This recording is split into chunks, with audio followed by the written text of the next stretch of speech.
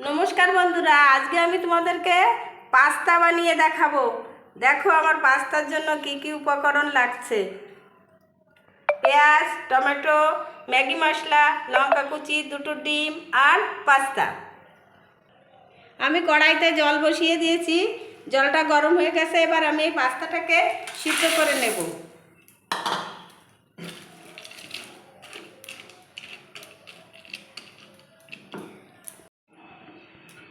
পাস্তাটা আমার সিদ্ধ হয়ে গেছে, এবার আমি জলটা ছেঁকে নেব। এবার কড়াটা বসিয়ে দেব। এবার কড়াই গরম হয়ে গেছে, দিয়ে দেব আমি তেল। তেল গরম হয়ে গেছে, এবার আমি পেঁয়াজ কুচিটা দিয়ে দেব। এটাকে একটু আমি ভেজে নেব লাল লাল করে।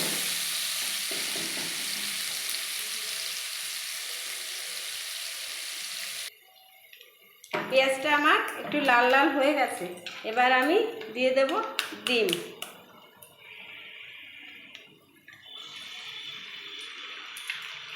আমি যতটা পাস্তা নিয়েছি সেই পরিমাণে দুটো ডিম দিয়ে দিচ্ছি।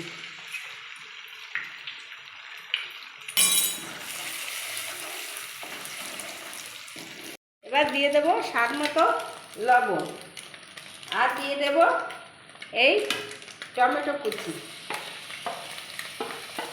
আর লঙ্কা কুচি।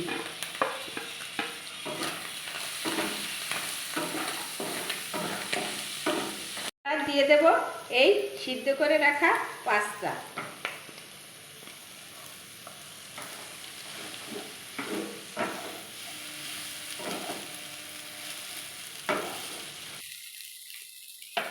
এবার আমি এই ম্যাগি মশলাটা দিয়ে দেব।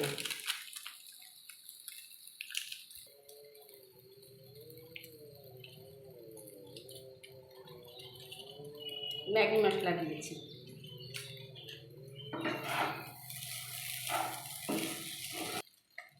এবার আমার পাস্তা রেডি।